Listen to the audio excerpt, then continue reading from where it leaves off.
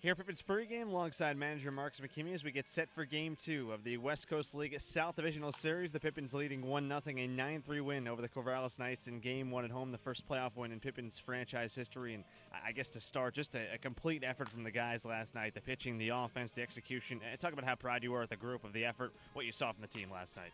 Yeah, absolutely. We came out ready to go. We're familiar with these guys just like they're familiar with us.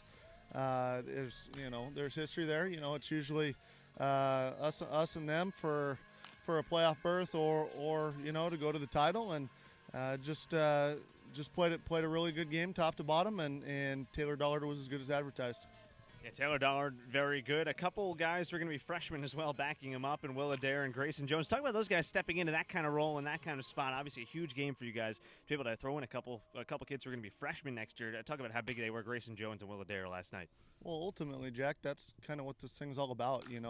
Incoming guys playing like they're true freshmen. Freshmen and sophomores playing like they're a year ahead of what they actually are, and so those guys rose to the occasion. We're all about opportunities, and they came in ready to go. Offensively, the execution very good last night. 15 hits, actually 6 more than the previous all-time high in a playoff game. Steve Sordall, a 3-hit game. Lucas Stenny, all the guys coming through. But the execution was there again. 2-out hitting. Sordall had that nice bunt. Talk about what you saw execution-wise on the offensive side. They were very good last night. Yeah, well, you have to execute to be good.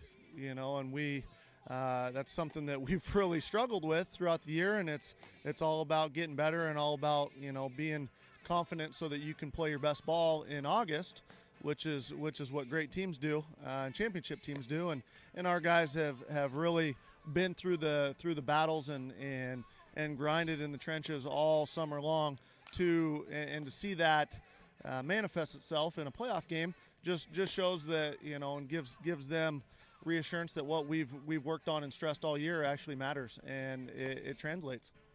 You talk about going through the battles. I think a big part that's probably in the minds of a lot of these guys is the fact that you did win a game here. I know that the third game of that series was resting a couple of the key guys, but that huge win you got that ultimately clinched the playoff berth for you guys here. How much does that factor in tonight, saying, hey, we can win a game here? We got that huge win on the road. How much does that kind of play into as a manager, as these guys knowing that they can come into this road environment and get a win?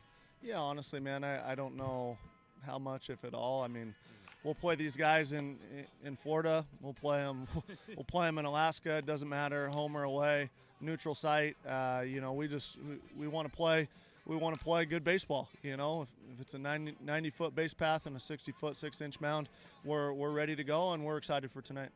Tonight, handing the ball off to Pete Manella, obviously one of the more experienced guys in this team. He's been sensational out of the bullpen, only 3 earned runs allowed. He's faced this Corvallis team a couple of times. Talk about him getting the first start in this game. How big is it to have a guy who's going to be an upperclassman pitching in this game, and what you've seen from Pete, what he can do to be effective again here tonight?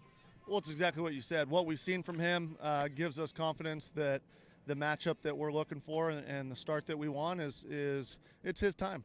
He's earned it. We're all about getting what you earn here in Yakima, and for him to get this opportunity, it's no different than any other one. We've still got to get 27 outs, and tonight we're going to give him the ball first.